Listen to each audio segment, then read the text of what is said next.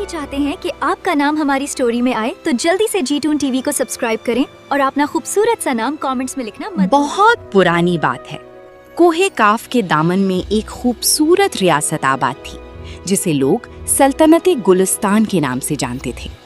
یہ سلطنت اپنی خوبصورتی، امن اور انصاف کے لیے مشہور تھی۔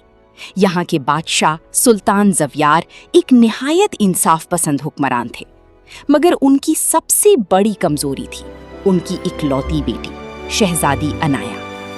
عنایا باقی شہزادیوں جیسی ہرگز نہیں تھی۔ اسے بھاری زیورات، شاہی محفلیں اور جھوٹی تعریفیں پسند نہیں تھیں۔ وہ جنگلوں میں گھومنا، گھڑ سواری کرنا اور پراسرار کتابیں پڑھنا پسند کرتی تھی۔ اس کی آنکھوں میں عجیب سی چمک تھی، جیسے وہ دنیا کے ہر راز کو جان لینا چاہتی ہو۔ وقت گزرتا گیا اور پھر آ گئی شہزادی عنایا کی 21ویں سالگرہ۔ پورا محل روشنیوں سے جگمگا رہا تھا، ہر طرف موسیقی، رقص اور خوشیوں کا سما تھا۔ لیکن اچانک بوڑھی عورت اندر داخل ہوئی۔ اس کی لمبے سفید بال، کالے کپڑے اور عجیب سی سرخ آنکھیں ہر کسی کو خوفزدہ کر رہی تھیں۔ سلطان زویار غصے سے بولے، تم کون ہو اور یہاں کیوں آئی ہو؟ بوڑھی عورت ہلکا سا مسکرائی اور بولی، میں وہ ہوں جسے وقت بھول چکا ہے، لیکن میں اپنے وعدے کبھی نہیں بھولتی۔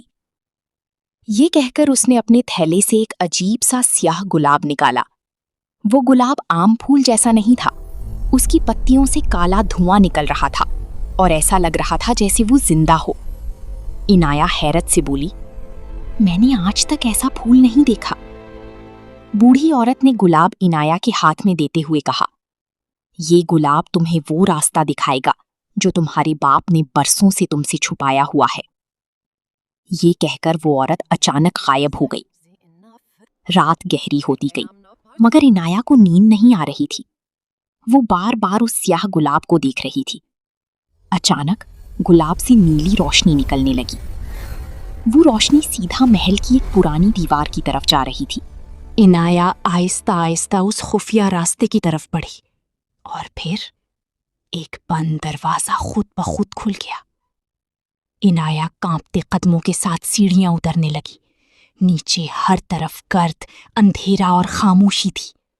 اچانک اس کی نظر ایک بڑے پردے پر پڑی۔ اس نے ڈرتے ہوئے پردہ ہٹایا اور پیچھے ایک بہت بڑا پراسرار آئینہ موجود تھا۔ مگر عجیب بات یہ تھی کہ اس آئینے میں عنایا کا عکس نظر ہی نہیں آ رہا تھا۔ عنایا نے جیسے ہی آئینے پر جمی گرد صاف کی، وہ خوف سے چیخ اٹھی، کیونکہ آئینے کے اندر اسے اپنی ہی شکل کی ایک خوفناک جادوگرنی نظر آئی۔ سرخ آنکھیں، خوفناک مسکراہٹ۔ وہ جادوگرنی آہستہ سے بولی، آخرکار تم آ ہی گئی۔ 21 سال کا انتظار ختم ہوا۔ اب میں آزاد ہوں گی اور تم اس آئینے میں قید ہو جاؤ گی۔ اچانک پورا محل لرزنے لگا، دیواریں ہلنے لگیں اور ہر طرف خطرناک آوازیں گونجنے لگیں۔ سلطان زویار دوڑتے ہوئے وہاں پہنچے، مگر بہت دیر ہو چکی تھی۔ انہوں نے چیختے ہوئے کہا، عنایا، اس آئینے کو مت چھونا، یہ تمہاری سالگرہ نہیں، تباہی کا آغاز ہے۔ اچانک آئینے سے کالی دھند نکلی اور پوری عنایا کو اپنی لپیٹ میں لے لیا۔ جب دھند ختم ہوئی تو وہاں 2 عنایائیں کھڑی تھی، دونوں کا ایک جیسا چہرہ، ایک جیسی آواز اور ایک جیسا لباس۔ پہلی عنایا چیخی، ابا جان، یہ جادوگرنی ہے۔ دوسری بولی، نہیں، میں اصل عنایا ہوں۔ اور سلطان زویار حیرت اور خوف سے دونوں کو دیکھتے رہ گئے۔ سیاہ ملکہ جاگ چکی ہے اور تباہی شروع ہونے والی ہے۔